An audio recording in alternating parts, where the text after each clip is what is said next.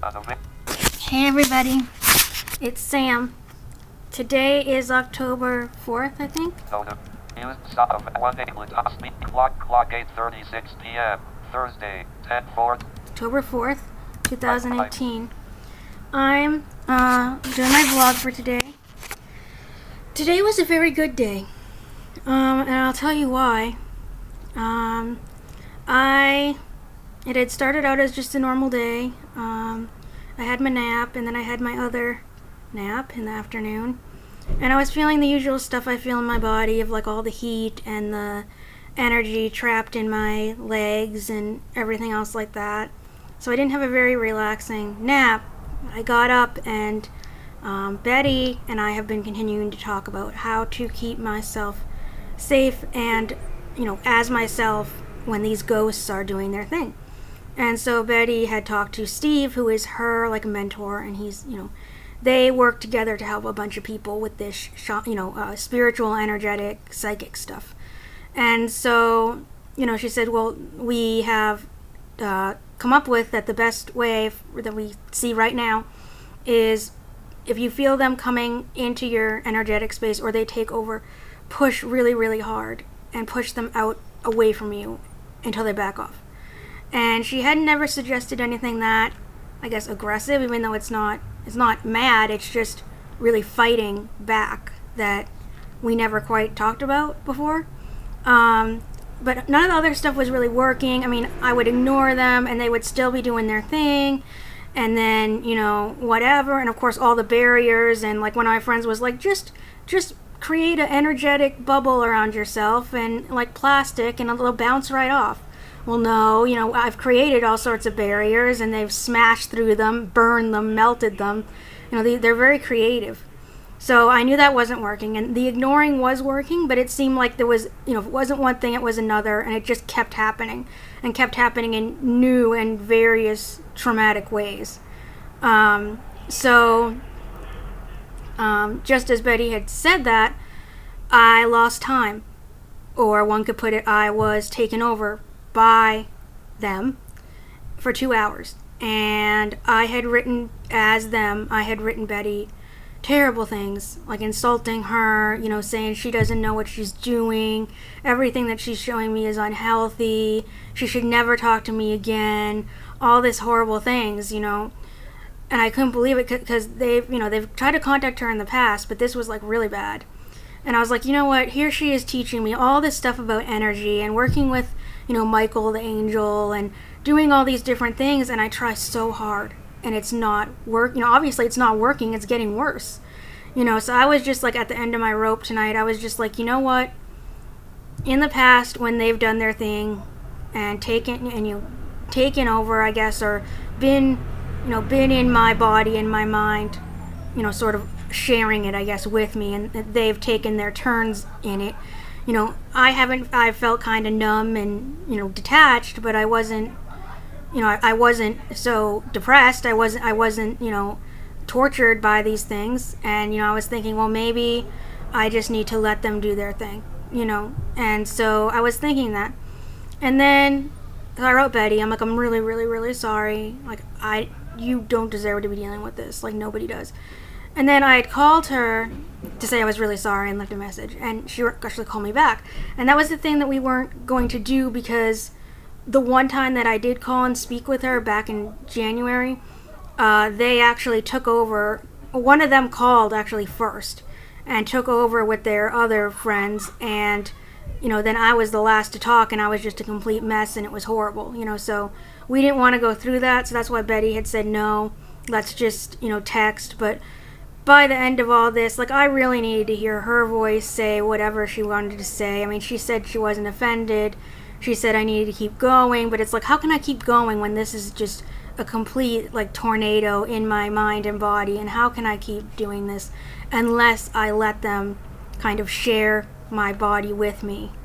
Which is kind of how, a multiple would put it, is that, you're sharing the mind and body, with these people. And as I was reading all this stuff they were saying about, Sam is multiple, these are parts of her she needs to accept, and I'm like, maybe I do, like, as foreign and as scary and terrible as these seem, that they have absolutely no place inside me, maybe I do need to accept them and communicate and do all these things. Maybe I need to do it. But it rubs every nerve inside me wrong to think that. So there's no answer. It felt like there was no answers. It was like, well, if it is a dissociative disorder, no one can help me anyways, because, all the therapists say no, or they're full, or whatever. The psychiatrist doesn't really have the time or patience or, ability to actually test for a dissociative disorder. So all that's kind of out the window. I'm not willing to just pursue the identity of being multiple, because that is so against my identity. I mean, if I had the disorder, let's just say if I had a dissociative disorder, I would see that as another mental health disorder that I was coping with, and that I would learn how to use tools to stop dissociating and to hold on to my sense of self. If these things felt like they were things that I could integrate into myself or had resources that I don't have, I would consider it, but they don't. They just literally seem like shells of people that need a body and a brain to live, and that's all they want to do. Otherwise known as a ghost.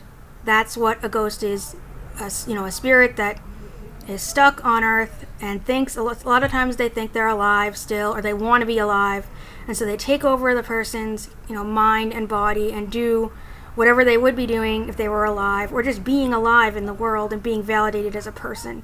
And any time that any of them did that, were on the videos or writing, that's all they said. They didn't say, oh, we want to get to know Sam, oh, we want to express, our memories of her, and oh my goodness, we were around, when she was younger and she got, horrible abuse, and we have all these memories of that. And no, they were just like, we want to be in the world. I mean, it's totally against this stuff, but at the same time, it's not.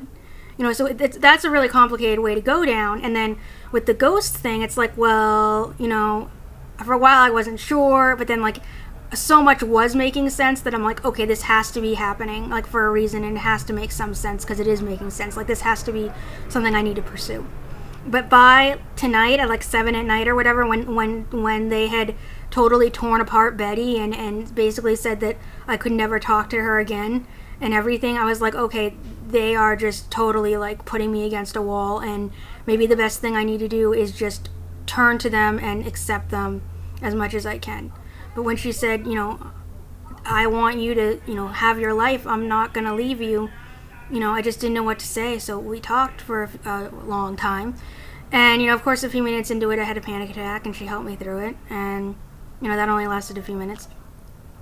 We basically talked about how, they want to eat my energy. It's like their favorite chocolate or candy or their favorite toy. They need that to feel alive.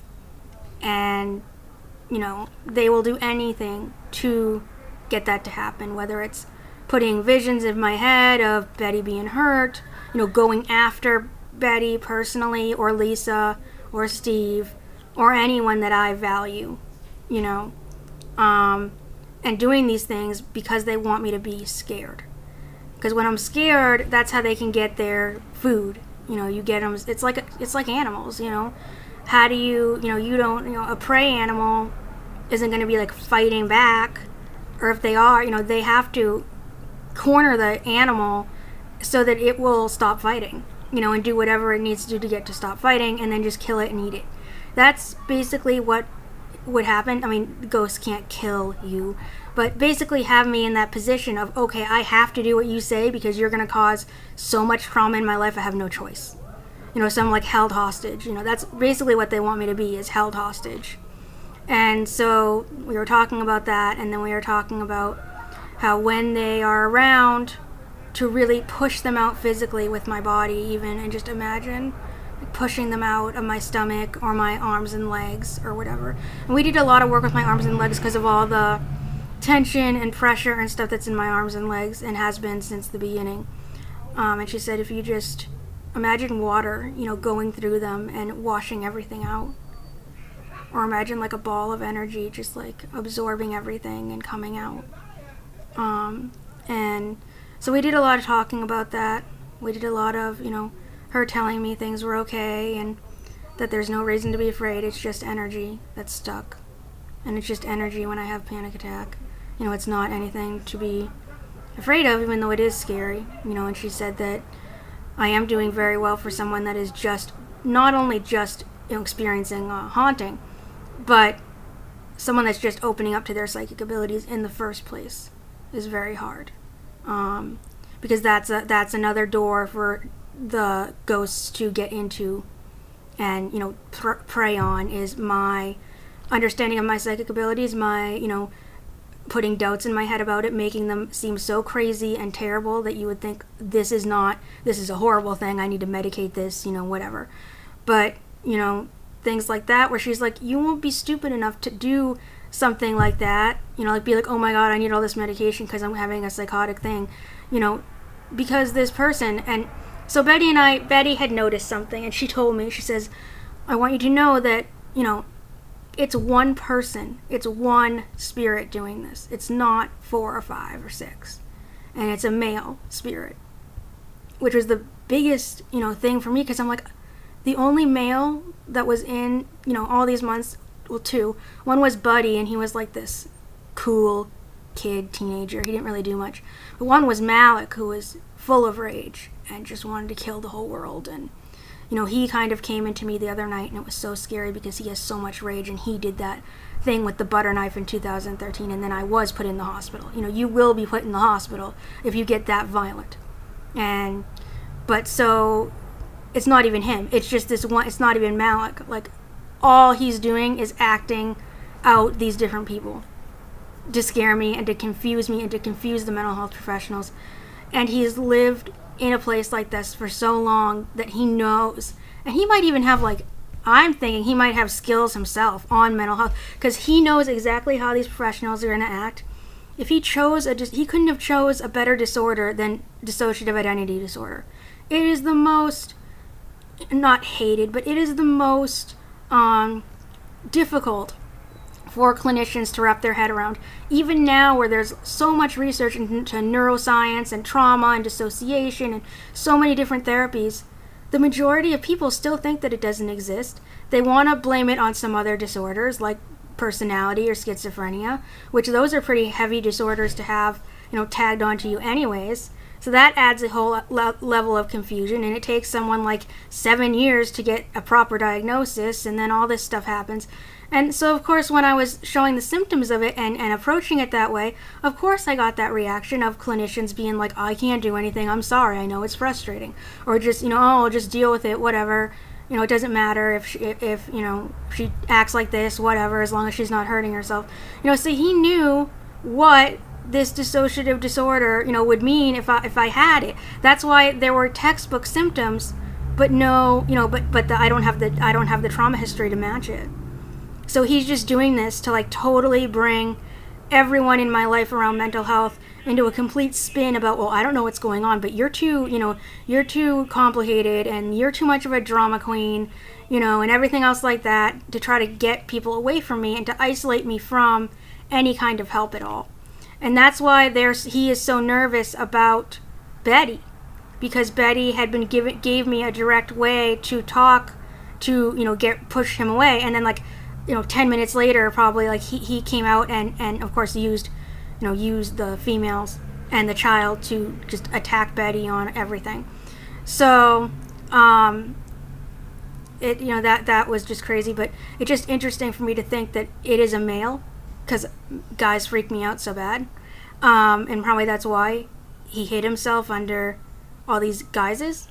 And it's just interesting because like I said, the only male personality was Malik.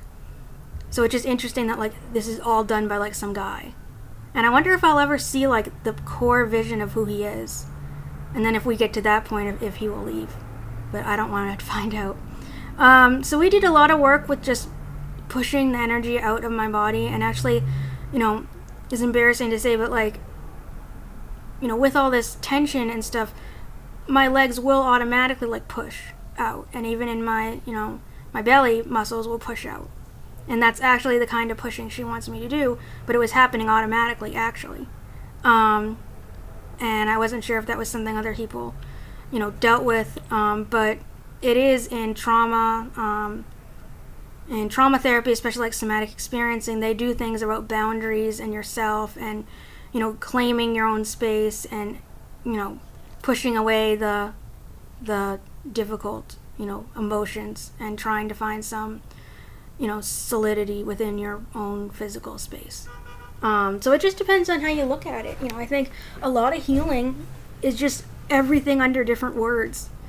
She could be talking about, okay, it's just energy. Here's how you work with this energy, how to get it out of your body, how to use it for healing, how to use it for, whatever. And then another person could say, well, it is, the nervous system gets turned up way, way, way high. And that's why you have all these physical symptoms and emotional symptoms. And that's how you get overwhelmed, because your nervous system is stuck there. Just like Bety said, she said your energy, like your brain, is programmed when you feel something to go into a certain automatic response. And that's basically what somatic experiencing says. So it's basically the two side by side. So I think it's great that I have Bety and Steve and Lisa. And I think her talking to Steve was huge, because she was able to tell me that he said other people were dealing with the same stuff, and they were both very clear on the pushing away thing. And I think that that's a huge thing. I think that now that I know, what's going on and what this is, I am going to be less afraid. I mean, I can say that now until it happens, but I think, now that, being able to actually speak to her on the phone, like I said, which is, we weren't going to do it because of Amber and Co. and all them, or this guy playing Amber and Co. and all them, but it worked out. Like, we were able to just talk, and it was so healing, because I hadn't talked to her in years. Well, not years. I hadn't talked to her since January, but we listened, and it was just so funny. Like, I've been working with light, energetic, like healing light, because that's one of the things she was saying I needed, to surround myself in. And so I created, or surround, the facility in, because it's so bad here. It's just so much drama and chaos. So I created a light plant, a plant made entirely out of light, but looking like a regular plant, I created it in the dining room and reception, and I want to do one in my room. When I tried to do one in my room the other night, he decided to come in and cause a lot of chaos. He, his signature thing is like this black mist.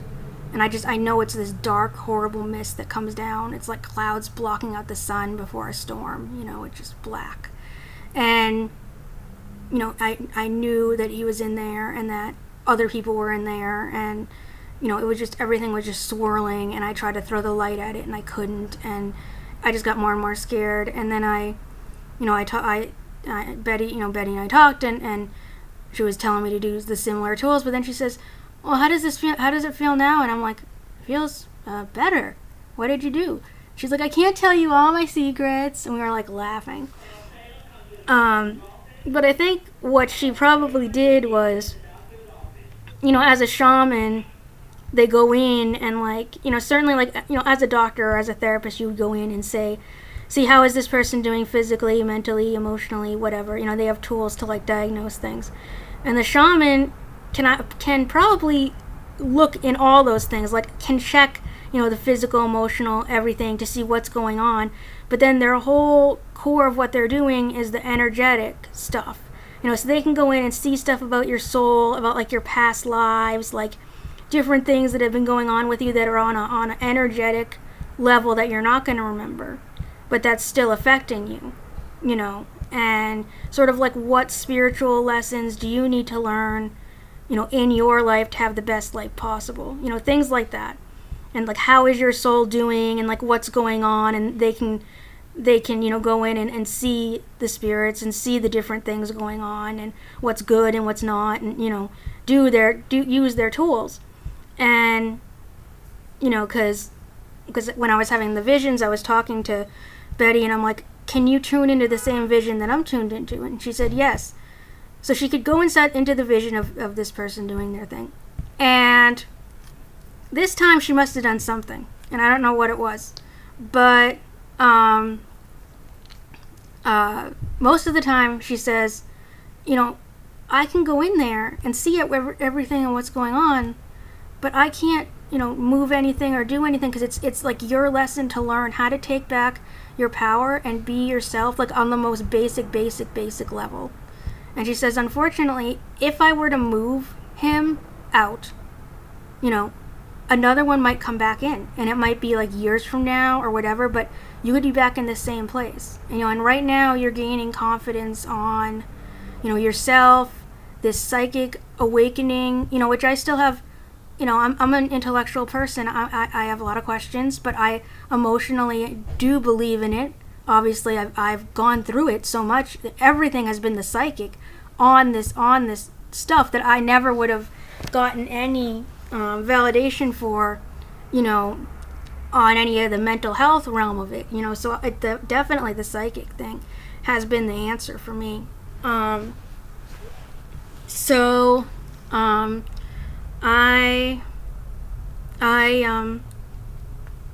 getting tired. But anyways, so yeah, that's what. But she said, yeah, if we can't, if I could move it, there might be another one. I'm like, I don't want another one. If this is meant to be, I want to face this and get this done, like right now, as soon as possible, and determined to get this done so that I don't have to deal with it again. And I hope my next lesson isn't worse than this, and I guess, it's just, something that happens for people in their lives. They need this as kind of like a transition point for them, and I think the best thing to come out of this is my psychic abilities, awakening, which is, scary, and it's worse because he will play with that vulnerability. But, a lot of stuff that we did was, pushing the energy out of my arms and legs, which would get really heavy and stiff and, really bad. And we were talking about how the trauma is probably a past life trauma, and that I was probably very violently killed. And that's the feelings I'm feeling of being crushed. And when I first had the panic attack, I was like, someone's trying to kill me. He's trying to kill me. Yes. Okay. I was like, yes, someone's trying to kill me, and it just felt like an attack from the outside. It didn't feel like a hard attack it felt like something was coming from the outside and coming in at me and that they were not going to stop until I was dead, basically. And even other peers in mental health that are trauma survivors hear my description of it, and they said, everyone's panic attacks are different, but someone said, that sounds more like a flashback than a panic attack. And I said, yeah. So that's always been the thing, that they're wondering if the panic attack was a reliving of some trauma, in which we both agree. I think mental health and the spiritual both agree that it's a trauma. We just don't know when, and like the mental health community probably wouldn't put much stock in like a past life thing. But, maybe, who knows? A lot of mainstream stuff is catching on to this stuff. So I have hopes for Megan. I mean, I'm going to be very happy to talk to her about this thing. I'm not going to like go on and on about spirits and ghosts, and I'm just going to talk to her about, what is the best way, what tools does she have to help me that I can combine with the tools Bety is using, and get as many tools as possible. And that's just how I'm going to have to focus on this, It's just every time to try and do something, and like she said, it's not going to work every time. I'm not going to catch myself every time, to say like, this is just energy, I'm not going to get killed again, I'm not going to die of a panic attack, I'm not going to be taken over, that it's just energy. And that's, that was our talk tonight, was just about my life and her life, and she's had things like this in her life, even as her family was all psychic gifted out and she had this stuff for years, and then she met her mentor Steve, and he helped her, but I'm sure they both still have problems, similar to this, because when you're exposed energetically, just like if you're exposed emotionally and you feel other people's feelings, and you get a lot of things in your life that are difficult and difficult to get out of, and you're difficult to stand up to. So this is like I'm in an abusive relationship with a ghost, basically, and I just need to really reclaim who I am and say, no, you're not going to do this to me. You're not going to ruin my life. You're not even going to touch my life. And I'm hoping that he will get tired and stop. But I don't know when that's going to be. And I think I just need to, like, not hold on to the time frame. Like Bety was talking about divine timing, like how things fall into place in life. And I do agree with that because, like we were meant to meet and things like that. I was meant to meet Jess, I was meant to meet Robert, and things like that. So I agree with all that. So I think it's just trying to have a calmer perspective, but also like feeling my emotions, feeling my body, and letting things out but just knowing it is just energy. And like even tonight, she was like, "Well, you were crying, but still, like I could tell the energy was moving out of your leg," and I was like, "Yeah." So I think maybe just letting myself release stuff, on my own, which is hard, but trying to just do it on my own and hoping for the best. So that was my conversation with her. She is so important to me, and she also is very proud of me, and so that means a lot. It means that I'm going on the right track and I'm getting more validation and support and understanding from her than anyone else in my life around any of this. I wish I had been able to talk to her since day one on everything.